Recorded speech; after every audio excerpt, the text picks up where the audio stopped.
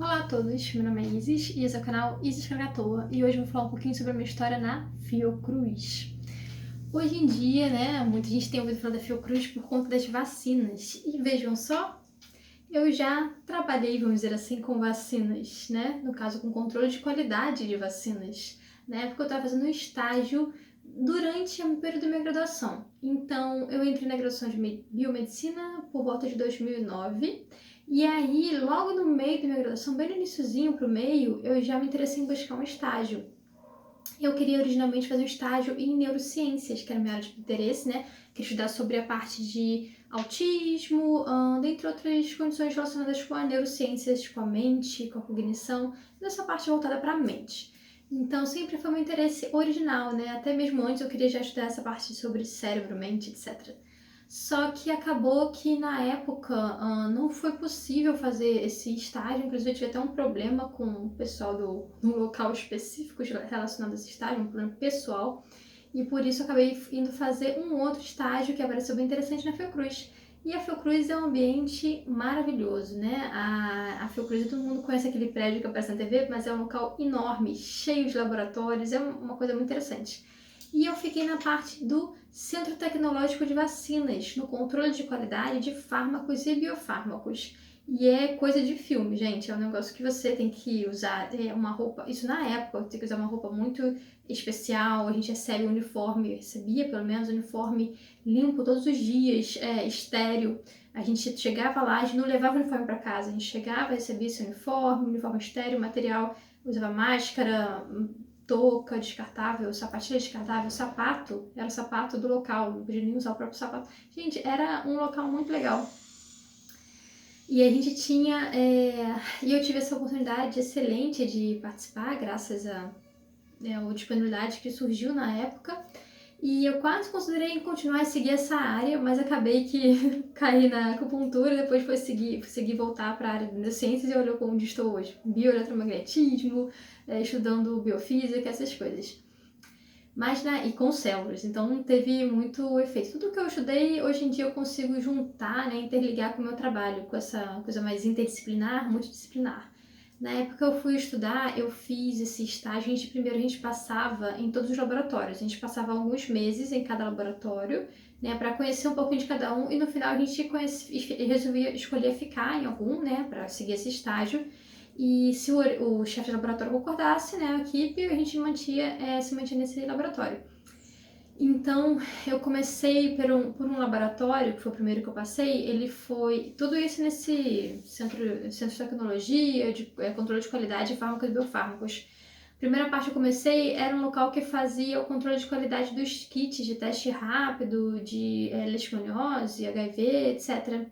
E até foi bem interessante, mas não foi o que eu acabei me aproximando mais, né? Que eu não me empolguei tanto quanto quando eu cheguei no laboratório de cultura de células. Esse aí foi que eu me apaixonei e até hoje eu trabalho com células, né? Mesmo tendo ficado um tempo sem trabalhar com células, você vê como é que é o destino. Acabei caindo no meu pesquisa de mestrado, juntando o estudo de células com o estudo de campos magnéticos e de possíveis terapias magnéticas, que tem a ver com a cultura. Tudo se fazendo, o ciclo se fechando ali, e com várias outras portas para abrir também. Mas na época, o que eu posso dizer é que eles têm um cuidado de biossegurança altíssimo e eles tratam muito bem seus funcionários. A gente tem muita atenção, pelo menos na minha época, a gente sempre teve muita atenção de cuidado, né?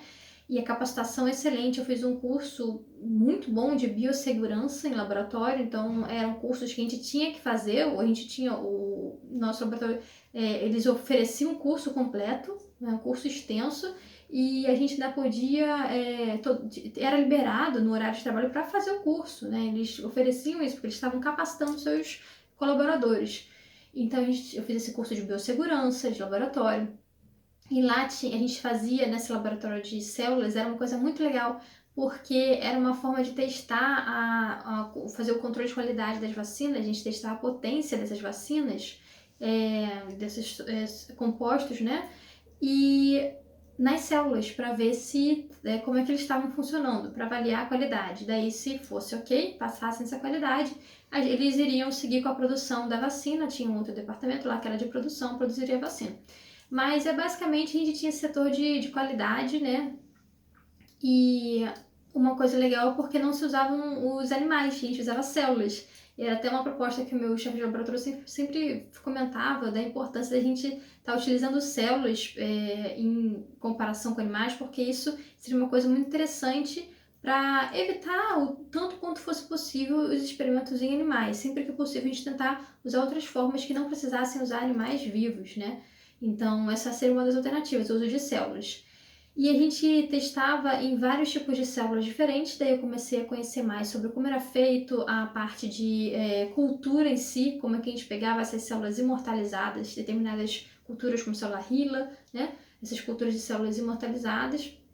Hoje em dia eu uso lá no FRJ células, principalmente de fibroblastos, 3T3, mas lá eu usava outros tipos de células.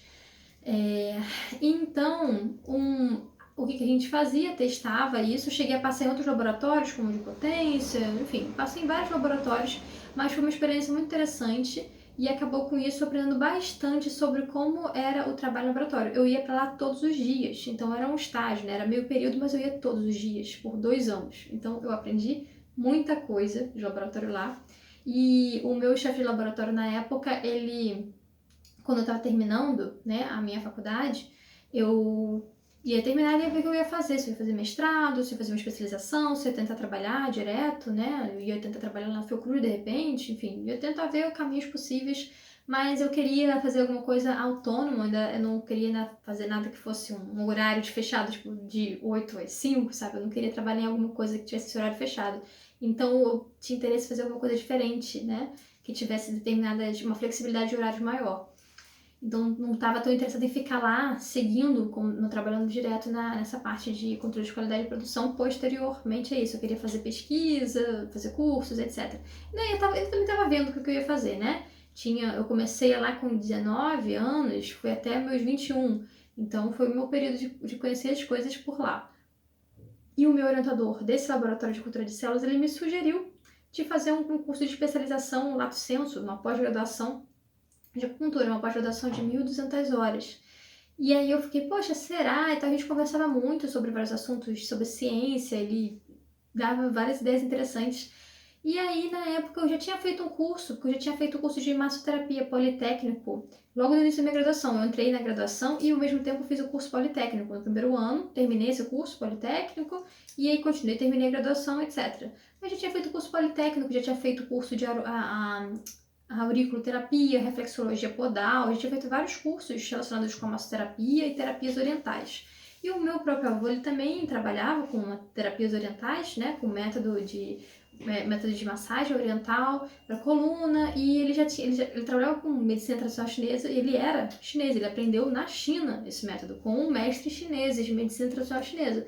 Ele trouxe inclusive para o Brasil nos anos 70, e ele seguia com esse trabalho, minha mãe também, e eu fiquei pensando, falei, poxa, eu primeiro tinha resistido um pouco a trabalhar com medicina tradicional chinesa, porque eu ficava, não, eu quero fazer alguma coisa diferente, quero aprender coisas da área da ciência, mas na época eu fiquei meio assim, de se eu fazia, eu quis fazer outras coisas, mas acabou que no final não consegui resistir também, caí para medicina chinesa porque me encantei com os resultados. Posteriormente eu fui me encantando com os resultados clínicos, de como os efeitos eram impressionantes, as pessoas realmente tinham melhoras visíveis nas condições que elas tinham de saúde, e observando isso nos meus estágios que eu fiz depois, né, estágios de medicina tradicional chinesa, de acupuntura, isso acabou me conquistando para continuar nessa área, porque eu estava ainda na dúvida se eu ia para pesquisa, e agora estou fazendo os dois, né?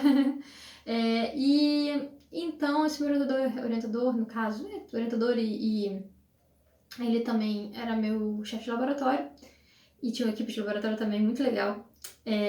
Ele me sugeriu isso, ele ia fazer o curso comigo, acabou que ele não fez por outras razões pessoais, né, mas ele estava quase se inscrevendo, mas deu algum problema, não me lembro muito bem o que aconteceu, ele acabou não se inscrevendo e eu me inscrevi. E aí eu me inscrevi no curso e foi uma das melhores coisas que eu fiz também, porque graças a isso eu tive uma visão muito maior do que era a medicina tradicional chinesa e pude fazer uma formação mais robusta, né, um curso extenso, muito difícil, inclusive. A gente passa por várias avaliações, né? A gente tem todo o conteúdo teórico, aí daí a gente tem que fazer as provas de cada disciplina, depois a gente tem que fazer prova anual com todo o conteúdo do ano para poder avaliar se a gente realmente está apto a continuar. Ainda tem as provas anuais, um provão final, né, que junta todo o conteúdo de todo o curso para ver se você está apto, mesmo tendo passado em todas as disciplinas. Fiz lá na Abaco CBA, de Copacabana. A Abaco é uma escola Colégio Brasileiro de Acupuntura, né, uma escola de acupuntura de pós-graduação. E aí eu fiz esse curso de forma posterior e eu acabei me interessando por se faz ainda o curso. Em seguida a gente faz o estágio também, né? E eu também acabei me tornando monitora. Ainda fiquei monitora voluntária 1 ano, porque eu queria treinar muito para saber se eu estava fazendo tudo direitinho. Mesmo tendo passado em todas as etapas, eu disse, não, vou estudar mais. Ainda fiz essa monitoria e depois eu fui voluntária como uma espécie de supervisora de ambulatório, né?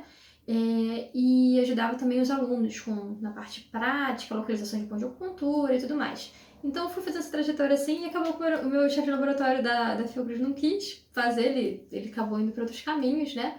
Mas ele queria fazer pesquisa também, ele acabou conseguindo fazer o que ele queria, pesquisa na área de interesse dele, porque além de tudo tinha essa possibilidade, né? Enfim, e esse é um pouquinho da minha história com a Fiocruz, mas foi um local que me ensinou bastante coisa e graças aos meus conhecimentos de cultura de célula, conhecimento que eu tive de biossegurança e de ciência lá, que eu pude utilizar hoje em dia nas minhas pesquisas que envolvem célula. Então, quando eu cheguei, eu já sabia fazer cultura de célula, já sabia, sabia os tópicos de biossegurança necessários e eu pude unir esses conhecimentos e trazer para minha pesquisa. Então, esse é um pouquinho da minha experiência na Fiocruz e meu iníciozinho da experiência com a acupuntura. Eu vou fazer um outro vídeo depois que vai contar um pouco um apanhadão da minha história acadêmica. Espero ter gostado. Qualquer dúvida, vocês comentem aqui e estou à disposição para esclarecimentos. Até mais. E mais uma coisa, se vacinem, né? A Fiocruz, ela produz, né, faz o controle de qualidade e produção de fármacos, biofármacos e vacinas. Eu trabalhei nesse período na parte de controle de qualidade, controle de células relacionado com as vacinas. Então, eu, pela minha experiência, posso afirmar a excelente qualidade do serviço que eles fazem e que a gente fazia, né? E que tomem a vacina. A vacina tem qualidade. E muita gente fala assim, mas a pesquisa é recente, vacina de teste, não é bem assim, gente.